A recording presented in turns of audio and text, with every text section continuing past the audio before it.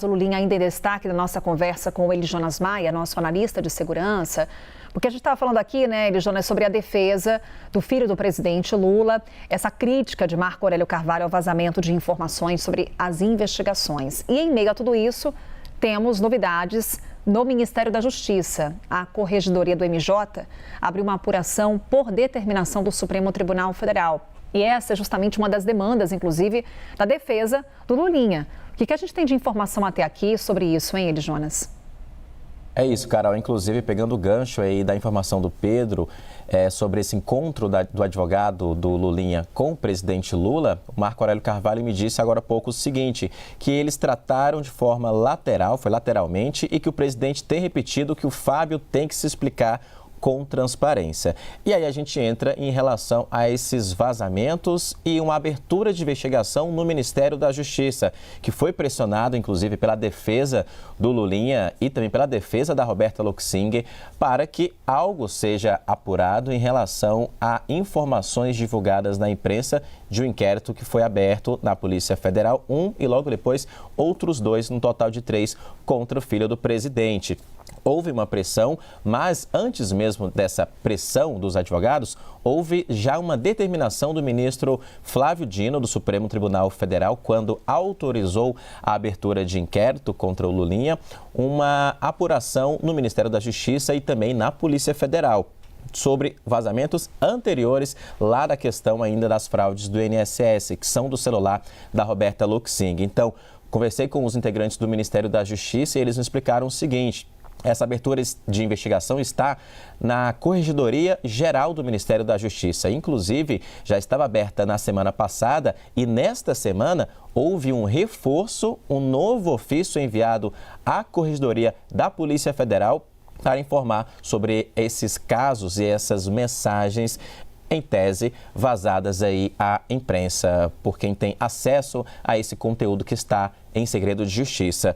E aí a gente chega a um segundo ponto, que é um atrito que está acontecendo entre a Polícia Federal e o Supremo Tribunal Federal, de forma específica, Carol, com o gabinete do ministro André Mendonça, que é o relator do caso INSS e o relator de 2 casos envolvendo o Lulinha sobre suposto tráfico de influência no governo federal. Na segunda-feira, o diretor-geral da Polícia Federal encontrou e procurou o presidente do STF, o ministro Edson Fachin, e na terça-feira o próprio ministro da Justiça, o Wellington César Lima e Silva, também procurou o ministro Edson Fachin, que também é presidente do CNJ, para tratar e tentar acalmar e apaziguar essa crise que está ocorrendo entre o STF e a Polícia Federal. Essa crise começou justamente com o caso Lulinha. O gabinete do ministro André Mendonça apontou uma demora da Polícia Federal em enviar as quebras de sigilo do Lulinha, que foram terminadas lá no começo do ano, só enviaram agora, segundo a avaliação do gabinete do ministro André Mendonça, com as informações de tudo que foi encontrado.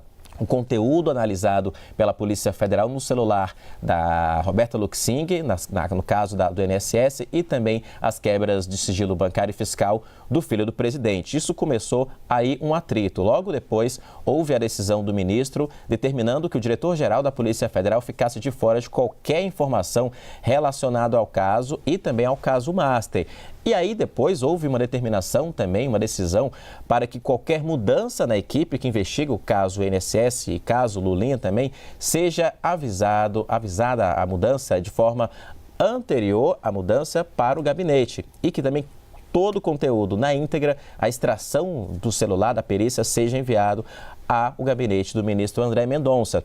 Nos bastidores, a Polícia Federal reagiu, inclusive disse que o ministro estava extrapolando a função dele de relator do caso e aí aumentou até o atrito. Houve até, inclusive, um escalamento nessa tensão quando, há 2 semanas mais ou menos, uma carta foi divulgada pelos 27 superintendentes da Polícia Federal de todo o Brasil, estados e do Distrito Federal, dizendo que a PF não se dobra em relação a interesses políticos. Isso escalou bastante essa tensão. E mais ainda, quando a Polícia Federal acionou a AGU, a Advocacia Geral da União, para que a AGU encontrasse, entre aspas, um remédio jurídico contra essa decisão do ministro André Mendonça, porque a avaliação da Polícia Federal é que está interferindo nas investigações. A AGU não acionou o Supremo Tribunal Federal sobre essa medida, mas está tentando fazer um meio de campo.